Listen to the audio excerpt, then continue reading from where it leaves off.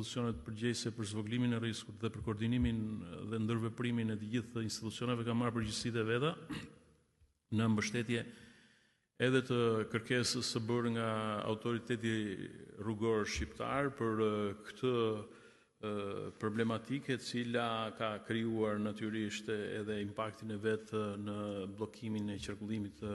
dhe të normalitetit të gjithë një pjesë të konsiderueshme të qarkut të Korçës dhe të Elbasanit, duke qenë se ka dalë e nevojshme që të ketë një gatishmëri të theksuar të emergjencave civile të zonës dhe për të ardhur në ndihmë që të gjithë banorëve të njësive administrative dhe të bashkive respektive.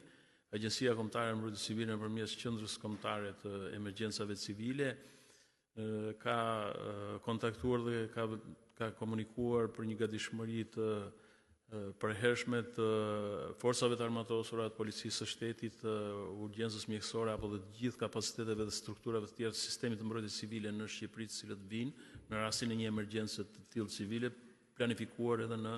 planin kombëtar të emergjencave, duke marrë përgjegjësitë e veta. Pothuajse që të gjitha institucionet që janë përfshirë në këtë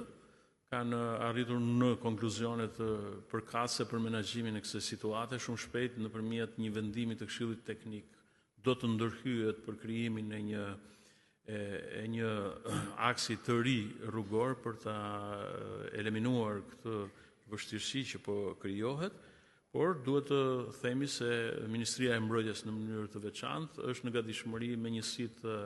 gjenjere për t'i ardhur në ndihmë në rast nevoje apo dhe me kapacitetet të tjera të nevojshme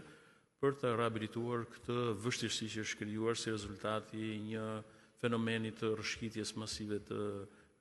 pas rreshjeve intensive që kanë përfshirë pothuajse që të gjithë vendin ton, por ku impakti është konstatuar drejt për së drejt në aksin rrugor që